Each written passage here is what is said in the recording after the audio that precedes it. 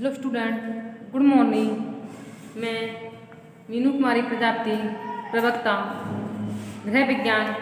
आज हम आपको प्रथम पत्र का पारिवारिक संसाधन प्रबंध में आपका अध्याय है बचत एवं विनियोग। बचत एवं विनियोग। इससे पहले अध्याय में हम आपको बचत एवं विनियोग के बारे में आपको अध्ययन करा चुके हैं। एक बचत एवं विनियोग का सेकंड टॉपिक है सेविंग एंड इन्वेस्टमेंट, यानी अपने भविष्य को स्वर्णिम बनाने के लिए आकस्मिक दुर्घटनाओं के समय तथा अपनी दीर्घकालीन समस्याओं से निपटने के लिए प्रत्येक व्यक्ति अपने जीवन को सुचारू रूप से चलाने के लिए कुछ ना कुछ बचत अवश्य करता है तथा बचत के द्वारा वह अपनी दीर्घकालीन खर्चों को आसानी से वहन कर सकता है। कह नहीं सकते हैं कि कब क्या हो जाए। इस सभी परिस्थितियों को ध्यान में रखते हुए हमें बचत करनी चाहिए। बचत होती है जो आय होती है, उस आय में से कितना खर्चा हुआ, कितनी उपभोग व्यय कितना खर्चा हुआ है, जो भी बचता है वो आपका बचत कहलाता है। अपनी भविष्य की आवश्यकताओं की पूर्ति हेतु अपनी आय में से जो भी कुछ बचा कर रखता है, जो व्यक्ति अपनी आय में से जो धन बचाता है, वही आपका बचत कहलाता है। कहने का तात्पर्य है बचत व्यक्ति की आय का वह भाग है जो भविष्य की आवश्यकताओं की पूर्ति हेतु बचाकर रखा जाता है, वही आपका बचत कहलाता है। तो आपको हम बचत के बारे में विस्तृत रूप से अध्ययन करा चुके हैं। आज बचत एवं विनियोग में बैंक के बारे में बताएंगे। तो विनियोग निवेश, यानी विनियोग का अर्थ होता है निवेश। निवेश की संस्थाएं कौन कौन सी संस्थाएं, इन संस्थाओं के बारे में आपको अध्ययन कराएंगे। विनियोग की संस्थाएं होती हैं जिनमें हम अपना धन जमा करते हैं। विनियोग की जो संस्था है, जैसे आपकी वर्तमान समय में धन को विनियोजित करने के लिए कई प्रकार के साधन हैं, जिनमें व्यक्ति अपनी इच्छा अनुसार धन विनियोजित करता है, निवेश करता है तथा पूंजी की सुरक्षा के साथ वह लाभ प्राप्त भी करता है। तो ये सुरक्षा हेतु प्रमुख साधन हैं जिनमें व्यक्ति बचत करता है। पहले आपका बैंक, डाकघर बचत बैंक, राष्ट्रीय बचत पत्र, सामाजिक सुरक्षा पत्र, जीवन बीमा, यूनिट ट्रस्ट ऑफ इंडिया, भविष्य निधि योजना, किसान विकास पत्र, उपहार कूपन, इससे या अंशदान ऋण पत्र, लॉटरी चिट व्यवस्था। तो बचत विनियोग की जो संस्थाएं हैं, इनके नाम हैं। इन संस्थाओं में से आज हम आपको बैंक के बारे में अध्ययन कराएंगे कि बैंक क्या होती है, बैंक में किस समय कितना धन हम जमा कर सकते हैं। तो बैंक बचत एवं विनियोग के साधनों में से सबसे लोकप्रिय एवं प्रचलित साधन माना जाता है हमारा बैंक।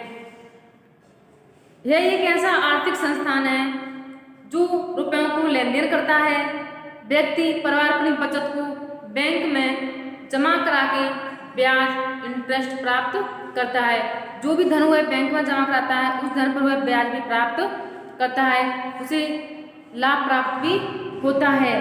बैंक में जमा धन पत्र आवश्यकता पड़ने पर हम तुरंत निकाल भी सकते हैं। इतना ही नहीं, व्यक्ति चाहने पर चेक, डिमांड ड्राफ्ट, लॉकर, उधार पत्र भी उपलब्ध करवाता है। मकान बनाने, जमीन खरीदने, गाड़ी खरीदने, छोटे मोटे घरेलू उद्योग खोलने के लिए, कृषि पशु धन खरीदने के लिए, इन सभी कार्यों के लिए जो बैंक है व्यक्ति को ऋण उपलब्ध करवाती है, जिससे किसी से कर्जा भी नहीं लेना पड़ता है।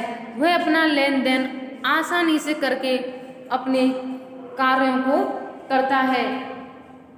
परंतु बैंक से ऋण लेने पर ब्याज दर अधिक होती है, जिसे ऋण धारक को मूलधन के साथ ही चुकाना पड़ता है।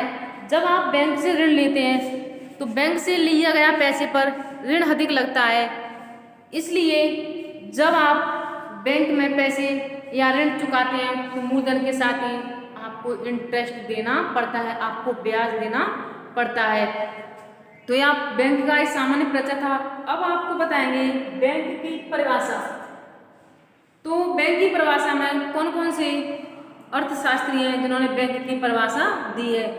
तो बैंक विनियोग यानी इन्वेस्टमेंट निवेश तथा वस्तुओं के संग्रह के आड़तिया का काम करती है। ये प्रोटसिंग की परिभाषा है। प्रोटसिंग बैंक के बारे में बैंक विनियोग तथा वस्तुओं के संग्रह के आड़तिया का काम करती है। इस प्रकार बैंक को हम निम्न प्रकार परिभाषित कर सकते हैं। कहने का तात्पर्य बैंक एक ऐसी संस्था है जो सुरक्षा का ध्यान रखते हुए ऐसे व्यक्तियों को ऋण देती है जिन्हें रुपए की आवश्यकता होती है, नियमानुसार दर से ब्याज लेती है। ऐसे व्यक्ति जिनके पास अतिरिक्त धन होता है वो बैंक में जमा करा देते हैं। बैंक में जमा धन पर जमाकर्ता को ब्याज देता है, अतः जमाकर्ता को ब्याज से लाभ प्राप्त भी मिलता है। कहने का तात्पर्य है जिस पारिवारिक आवश्यकताओं से जो धन हमारा बचता है उस धन को बचाकर हम बैंक में जमा करते हैं। जो धन हम बैंक में जमा करते हैं उस धन पर हमें ब्याज भी मिलती है तथा हमें लाभ प्राप्त होता है। यही बैंक का प्रमुख कार्य तथा वस्तु का एक प्रमुख साधन माना जाता है। इस प्रकार हम बैंक जनता की छोटी छोटी वस्तु को एकत्रित करके पूंजी एक बड़ी पूंजी एकत्रित हो जाती है तथा एक बड़ी राशि हम समय आने पर प्राप्त कर सकते हैं। तो इसमें जनता का धन जमा करना है, ऋण प्रदान करना है, चेक एवं डिमांड ड्राफ्ट की सुविधा जिससे धन का भुगतान सुरक्षित रूप से किया जा सकता है। इसमें लॉकर की सुविधा भी होती है जिसमें गहने हैं, बहुमूल्य वस्तु हैं, दुकान की रजिस्ट्री है, कागजात बैंक में हम आसानी से रखते हैं। अब बहुमूल्य वस्तुओं की हमें जरूरत घर में रखने की नहीं है क्योंकि इन सभी वस्तुओं को जो बहुमूल्य वस्तु हैं, गहने हैं, जमीन के कागजात हैं, कोई रजिस्ट्री का कागज है, मैं बैंक के लॉकर में जमा करा सकते हैं तथा सुरक्षित रख सकते हैं। यात्री चेक की सुविधा ताकि यात्रा के दौरान नकद साथ ले जाने का जोखिम उठाना नहीं पड़ता है। आप लंबी यात्रा के लिए बाहर जाते हैं तो अपना पैसा बैंक में जमा करा सकते हैं। जरूरत के अनुसार आप वहां पर पहुंचकर पैसा निकाल सकते हैं। उधार पत्र, इसमें क्रेडिट कार्ड की भी सुविधा होती है। आप मनचाहे वस्तु खरीद लो और उसका जो ऋण है आप क्रेडिट कार्ड की सहायता से चुका सकते हैं।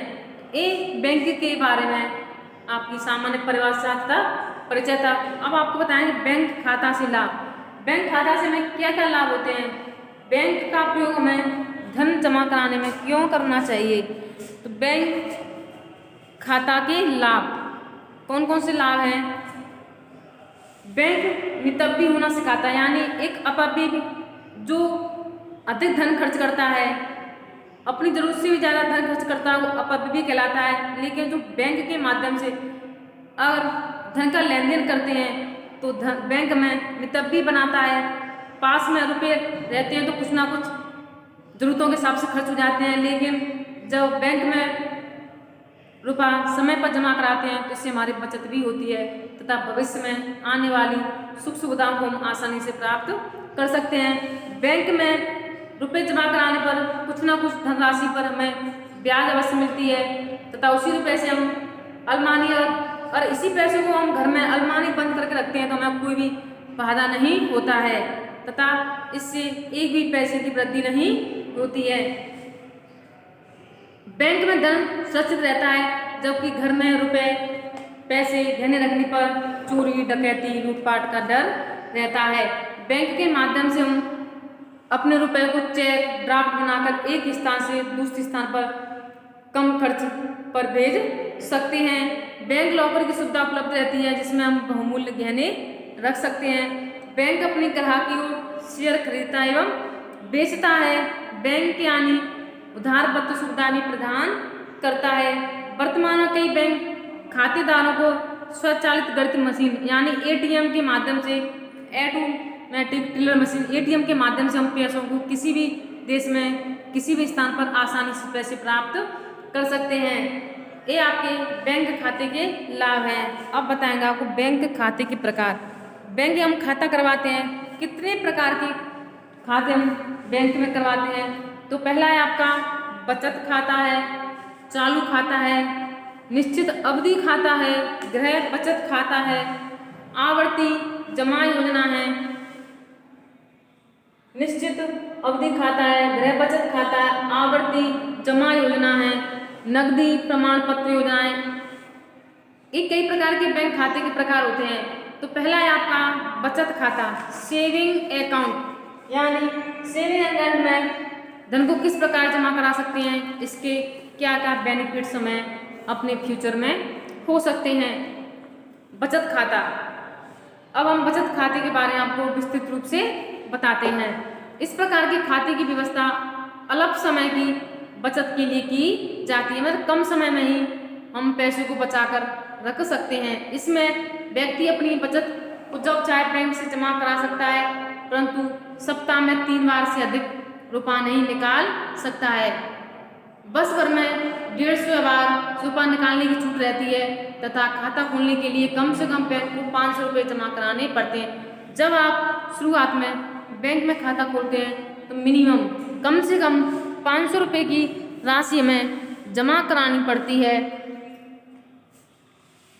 खाता धारक के चाहने पर बैंक उसे चेक बुक की सुविधा भी उपलब्ध करवाता है। चेक बुक की सहायता से वह धन निकाल भी सकता है और जमा करा सकता है। बैंक में खाता खोलना, यानी जब आप बैंक में खाता खोलते हैं तो हमें किन किन बातों का ध्यान रखना चाहिए। बैंक में खाता खोलना अत्यंत ही आसान कार्य होता है। वे व्यक्ति जो अनपढ़ है अंगूठा लगाकर बैंक में खाता खोल सकते हैं। खाता खोलने से पहले व्यक्ति को यह निर्णय लेना चाहिए, उसे पता होना चाहिए कि किस बैंक में खाता खोलना चाहता है। कई प्रकार के बैंक है, आपकी पीएनबी है, बीओबी है, स्टेट बैंक है, एसबीआई बैंक है, आरबीआई है। तो लेकिन उसे निश्चित होना चाहिए कि वह किस बैंक में अपना खाता खोलना चाहता है। उस बैंक के बारे में से पूरी जानकारी होनी चाहिए, तभी उसे आगे कदम बढ़ाना चाहिए। तो खाता खोलने से पहले व्यक्ति को पता होना चाहिए किस बैंक में खाता खोलना है तथा वह घर के नज़दीक भी होनी चाहिए ताकि आवागमन के में परेशानी ना हो। उसी के अनुसार उस खाते का फॉर्म बैंक अधिकारी से प्राप्त करके वह बैंक से फॉर्म को प्राप्त कर सकता है। फॉर्म में व्यक्ति अपना नाम, पता, जो भी वो व्यवसाय करता है, कोई प्राइवेट कार्य करता है, सरकारी किसी कार्यरत विभाग में होता है, दिनांक घोषणा पत्र में भरता है। खाता खोलने के समय 2 पासपोर्ट आकार के फोटो भी लगाए जाते हैं। खाता खोलने के समय फॉर्म पर परिचयकर्ता के हस्ताक्षर किए जाते हैं, यानी फॉर्म पर अपना नाम, पता, व्यवसाय तथा अपनी सिग्नेचर भी होनी चाहिए। आप किस तरह के सिग्नेचर करते हैं आपको ध्यान होना चाहिए। बैंक में खाता खोलने के लिए कम से कम 500 रुपये की राशि जमा करानी पड़ती है। बैंक खाते का क्रमांक भी दिया जाता है। तो बैंक खाता खोलते समय में इन बातों का ध्यान रखना चाहिए तथा बैंक अधिकारी है, मैनेजर हैं, उनसे हमें अच्छी तरह से वार्तालाप करके बैंक के बारे में जानकारी प्राप्त करनी चाहिए। नेक्स्ट है आपका चालू खाता। चालू खाते में क्या होता है, इसमें राशि को निकाल भी सकते हैं, जमा भी करा सकते हैं। चालू खाता का मुख्य उद्देश्य होता है धन के लेन देन में सुविधा प्रदान करना। इस प्रकार का बचत व्यापारियों, उद्योगपतियों के लिए फायदेमंद रहता है। इस खाते में ब्याज नहीं मिलती है। अगर आप बैंक में चालू खाता रखते हैं तो इस खाते में ब्याज नहीं मिलती है, क्योंकि जरूरत के हिसाब से उसे जल्दी ही लेन देन करना पड़ता है, ना ही ब्याज दिया जाता है। इस खाते में धन निकालने, जमा कराने की कोई पाबंदी नहीं होती है। वह जरूरत के अनुसार अपना धन निकाल भी सकता है और जमा करा भी सकता है। यह बैंक का चालू खाता होता है। नेक्स्ट है आपका निश्चित अवधि खाता। अवधि यानी समय, पीरियड। इस प्रकार के खाते में धन एक निश्चित अवधि में जमा किया जाता है। जैसे उसने महीने की 5 तारीख फिक्स किया है, 10 तारीख फिक्स किया है कि हमें इस दिनांक तक बैंक में पैसे जमा कराने, इस अवधि तक हमें धन जमा कराना पड़ता है। एक किस्त के हिसाब से वह अपना धन जमा कराता है। यह अवधि 3 माह से लेकर के 10 वर्ष के लिए हो सकती है। इसमें जमा करता धन को निश्चित अवधि में पूरा होने पर वह निकाल सकता है। जैसे कि उसने अपना धन 10 साल के लिए जमा कराया है तो 10 साल तक उन पैसों को वह निकाल नहीं सकता है। 10 साल की अवधि पूरा होने पर इस खाते में से कोई पैसा निकाल सकता है, वह आपका निश्चित अवधि खाता कहलाता है।